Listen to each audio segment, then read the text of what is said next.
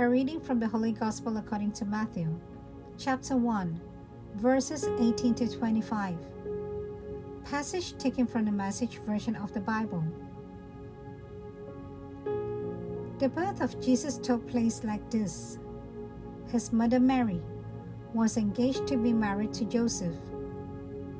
Before they came to the marriage bed, Joseph discovered she was pregnant. It was by the Holy Spirit, but he didn't know that. Joseph, chagrined but noble, he determined to take care of things quietly so Mary would not be disgraced. While he was trying to figure out a way, he had a dream. God's angel spoke in the dream, "Joseph, son of David, don't hesitate to get married. Mary's pregnant is spirit conceived. God's Holy Spirit has made her pregnant. She will bring a son to birth. And when she does, you, Joseph, will name him Jesus, God's safe, because he will save his people from their sins." This would bring the prophet's embryonic sermon to full term. Watch for this. A virgin will get pregnant and bear a son. They will name him Emmanuel, Hebrew for God is with you. Then Joseph woke up. He did exactly what God's angels command in the dream. He married Mary, but he did not consummate the marriage until she had a baby. He named the baby Jesus. The Gospel of the Lord.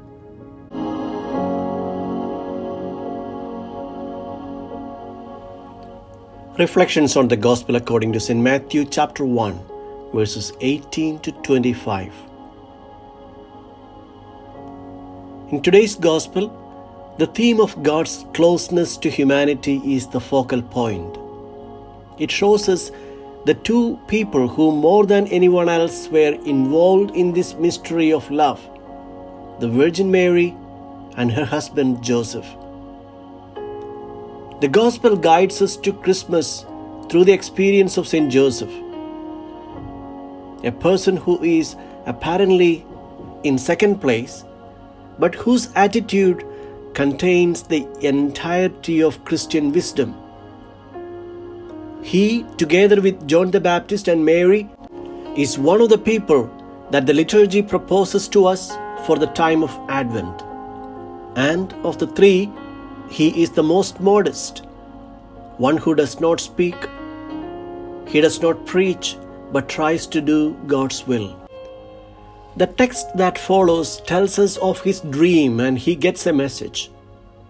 What a courage does he display to believe something that he saw in a dream? This text can be considered as the Annunciation to Joseph. Joseph is a just man because he is capable of discovering the finger of God in the mysterious happenings within and around him. How often do we get angry, scared, and frustrated because we have no clue of things that happen in our lives, in our families, or in our workplaces? If only we could go to Joseph of the Gospels and listen to his gentle whispers in our ears. Joseph will have only one message for us. Be calm. God is in control. In a year that we may feel darkened by a pandemic, lack of access to the sacraments, civil unrest, natural disasters, not to mention all the ills we continue to witness, attacks on marriage, human life, and the family, Saint Joseph is providentially offered to us as a sign of God's constant kindness and tender love for humanity. As Saint Joseph guarded, defended, and protected the Holy Family, so does he guard, defend, and protect the family of Christ, each of us. When Pope Francis declared the year of St. Joseph last year, he invited all the faithful to walk with St. Joseph to emulate his virtues by discovering his hidden life.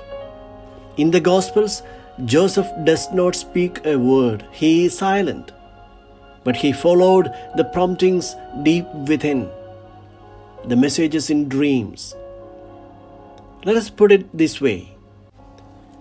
He accepted the promptings of his heart as God's messages, and surrendering him totally to God's will, he made all the important decisions for Mary and for Jesus. And God blessed his decisions. When we live for God, He blesses our lives.